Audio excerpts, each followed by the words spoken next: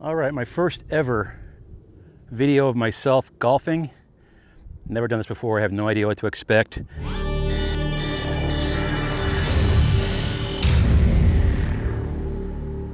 I'm playing a Sunday bag with 7 clubs. I'll show a picture in the video. Playing from the fronts, the red tees today. Should be quiet on the course. I have not warmed up at all, so this might be a breakfast ball. Let's get started on hole number 2 of my local muni. All right, recently changed from my Paradigm Callaway to a Ping G2, a 20-year difference in clubs. I got a video on that. I'll post a link. Let's see what we got here. That should play. Kick to the left. Yes, it does. Number 2 here. We're starting off at number 2. I'm going to get 9 holes in. That ball was right. Kicked off the hill. Right to the middle of the fairway. I'll take that. And this is when the microphone died. So, howdy, folks. Little voiceover action here. Right before this shot you're looking at, the wind blew the tripod over, and the microphone that was clipped into my phone apparently was loosened or dinged or stunned or something, and ended up not recording any audio for the entire 9-hole round after my introduction. So you live and learn. Like I said, it's my first time doing this. So finishing up the hole here, putt for par. I was very happy about that. So the whole concept here is playing from the reds because I'm a beginner golfer and I wanted to see what it did for my game. This is a nice par 4. I usually hit to the right of that tree. It caught the bunker. I was on the way to the bunker, but I ended up right of cart path here. So I'm busting out a 9-wood and kind of doing a punch shot. With a limited bag, I didn't have a lot of options, and I wanted to stay low because of that tree in front of me. But I got on the green in 2.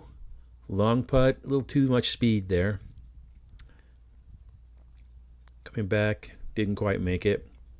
So hurrying my name, 3-putt poly. But, you know, not so bad. Take the bogey and move on. Driver, a lot of loft right there. Pretty straight in the fairway. I'll take that any day. I believe I'm hitting a 7-iron here. Getting towards the green, but it's not heading towards the green. It went to the bunker to the left, and this is where trouble began. From one bunker to the other. Now, this is not a good position to be in for me. I got it out, but I probably would have rather not. Look at this stance I've got here. Should just tap it. I don't want to blade it, so now I'm far away. This is just what you call a snowman. 8 on a 4, a blow-up hole for sure. Left myself with a long putt. So just the real issue here was bunkers and bad chips. That's a theme. I don't ever practice my bunkers. I need to. Oh, and then we lip out of there. That was not cool at all. So finished with an 8 on a 4. Okay, this is an elevated tee. I usually go left, but it went right, and there's danger to the right. So I was like, you know, hoping the ball would not bounce hard into the creek. It did not. Got pretty solid ground down here. I had decent loft. I was pleased with that, but it didn't go far enough because I didn't commit to it. Leaving myself a long uphill putt. It goes uphill, then flattens out. So you got to get it there, or it's not going to make it. Like that. I was afraid of hitting it too hard. Leave myself about a 10-footer or so. But I'll take that. Putting game's not that bad. This is a nice par 5 dogleg right. The red tees really give you about a 60 or 70 yard advantage off the yellows and whites. But a nice good shot. Hit it straight down the fairway. Bounced a little bit left. Hit my 5-wood here. It went way too right. You can see the green. I went a hard right. Caught a branch on that tree.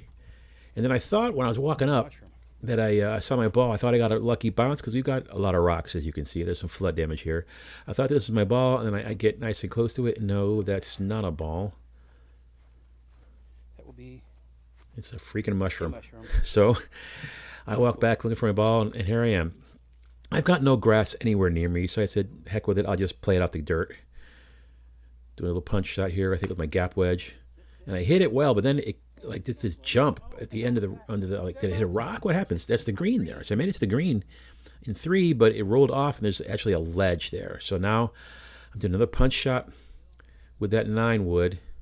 I didn't want to walk back and change my club, so I did it again, and should have been patient, should have gone back and got the right club, left myself a long uphill putt.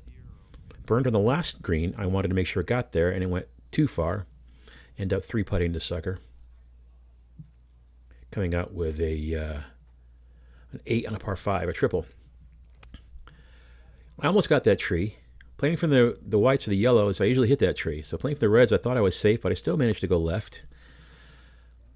Decided to putt, and then this ball would just not stop going. I misread it. I thought it was going to break left. It certainly did not break left. It broke right. Leave myself yet another long putt. Decent pace, just short, but I'll take tap-in bogey anytime. Another driver for a long par 4 here. Caught it really well. I ended up getting the bunker. I think if I didn't catch that bunker, I might have bounced up on the green. But I'm out in 1. I'll be putting from the fringe. I'm actually putting on the green, my bad. Missed that. Make that. So, nice 2-putt. I'll take it. Another drive off the elevated tee. It's going right.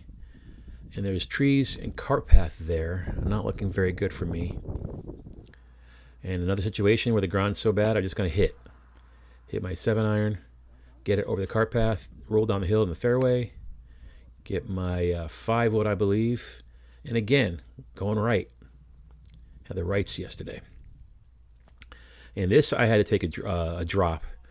And so I just had to find grass nearby. Took the drop. Just wanted to get it over that tree, which I did. Dropped it in the middle of the fairway. And then more failure. Fatted it. Did not go where it wanted to. That was a gap wedge. It should have made it the whole way. And this barely made it.